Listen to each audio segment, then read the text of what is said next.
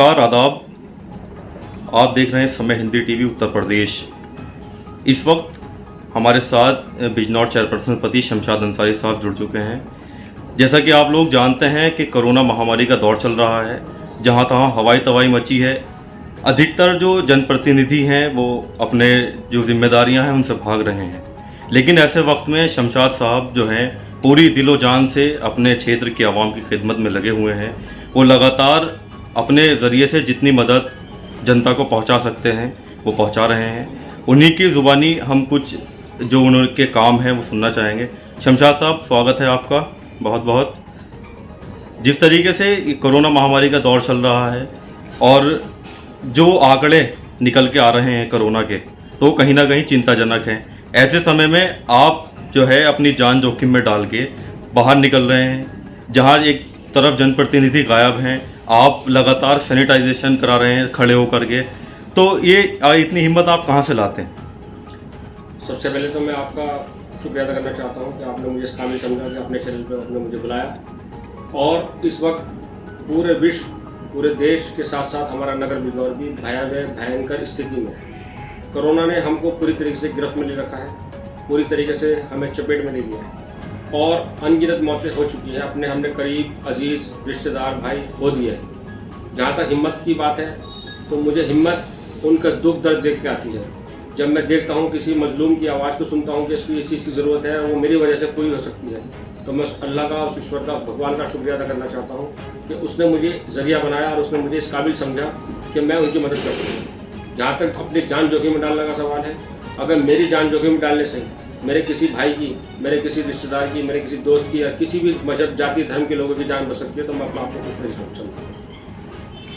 अच्छा शमशाद जी, एक आता है कि आपके अंडर नगर पालिका आती है, जो नगर पालिका के स्तर से आप काम करा सकते हैं वो आप करा रहे हैं, लेकिन कुछ आप अपने ज़रिए से भी काम करा रहे हैं। जिस तरीके से ऑक्सीजन आप लोगों को भरवा कर रिफिल करा कर दे रहे हैं, तो ये कार्य आप कब से कर रहे हैं और कितने लोगों तक अभी ये मदद पहुंचा सकते हैं? मैं शुरू से ही कर रहा हूँ। मैं इसकी गिनती आपको नहीं बता सकता, मैं माफ़ी चाहूँगा और ना मैं उसका नाम उजागर करूँगा और ना मैं ये कहूँगा कि मैं इन्हें किसी दिखावे के लिए काम किया है। लेकिन जिसकी भी कॉल आती है, जिसको मैं दे देता हूँ, मुझे दिली सुकून मिलती है। जिसको नहीं दे पाता हूँ तो मुझे अफसोस भी होता है और अपने आप पे एक घृणा सी होती है कि मैं इसकी मदद नहीं कर पाया। लेकिन कोशिश मेरी ये रहती है कि रात के 2 बजे हो या 1 बजे हो, अगर किसी को ऑक्सीजन की ज़रूरत है, मेरे हद में है, मेरी लिमिट में है, तो मैं उसको पूरा करता हूँ और मैं कर भी रहा हूँ। अल्लाह ने मुझे हिम्मत दे रखी है।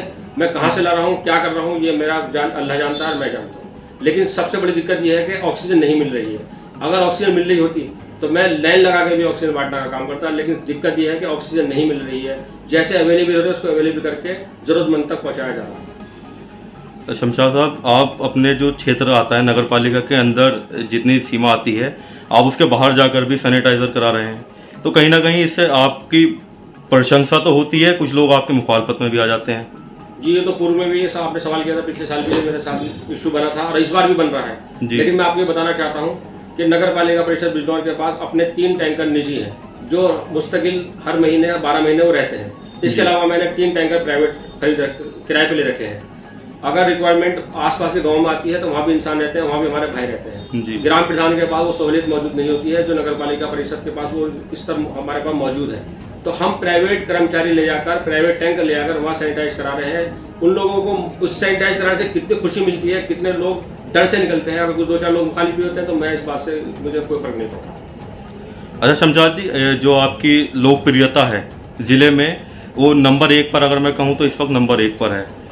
आने वाले वक्त में आपको जनता विधायक के रूप में देखना चाहती है, इस पर आपका क्या विचार? मैं इस गिनती में नहीं पढ़ना चाहता। मैं नंबर 1, नंबर 2 पे बिलीव नहीं करता हूँ, लेकिन मैं इतना जरूर जानता हूँ कि जितना समय मुझे अल्लाह ने खिदमत करने के लिए दिया वो मैं कर रहा हूँ।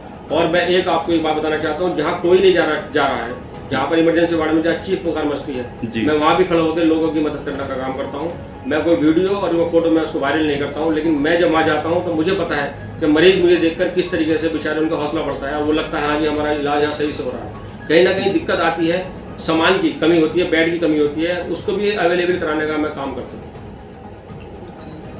ईद का मौका है शमशाद जी, तो ईद के मौके पर आप आवाम से क्या कहना चाहेंगे? मैं ईद तो अब निकल गई है, अल्लाह ने जैसे भी गुजारी हमारी। रमजान भी हमने घर में रहकर मनाए जी, नमाज भी हमने घर के अंदर पढ़ी, ईद की नमाज भी हमने घर के अंदर पढ़ी है। अल्लाह ने जैसे भी हमें दिन दिखाया हमने वो देखा। मेरी यही अपील है लोगों से कि अनावश्यक रूप से घर से बाहर ना निकले, लॉकडाउन का पूरी तरीके से पालन करें और अगर किसी ज़रूरी कार्य से बाहर आते हैं तो मास्क का उपयोग करें और हैंड सैनिटाइजर से अपने लगातार हाथ धोते रहें।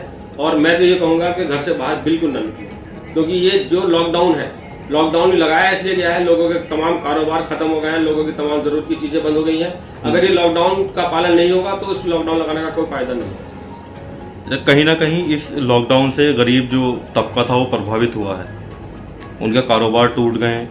आप जैसे तमाम लोग मदद कर रहे हैं राशन के ज़रिए और बहुत तरीके से मदद कर रहे हैं। ये पिछली बार भी इशू था, जो गरीब लोग हैं, जो रोज़ करना जिनका खाना होता है जी, मैं अकेला वाहिद शख्स नहीं हूँ बिजनौर के अंदर जो मदद कर रहा हूँ। मेरे जैसे बहुत सारे भाई, बहुत सारे जनप्रतिनिधि, समाज सेवी गुपचुप तरीके से मदद कर रहे हैं, उनके घर पर राशन पहुँच रहा है। फिर भी मैं इस आपके चैनल के माध्यम से कहना चाहता हूँ, अगर कहीं कोई मजलूम, कहीं कोई परेशान किसी भी कोने में है, वो मुझे कॉल करे, इंशाअल्लाह ताला उसके घर पर राशन पहुँचाने का काम किया जाए। शमशाद जी बहुत बहुत शुक्रिया हमारे साथ जुड़ने के लिए।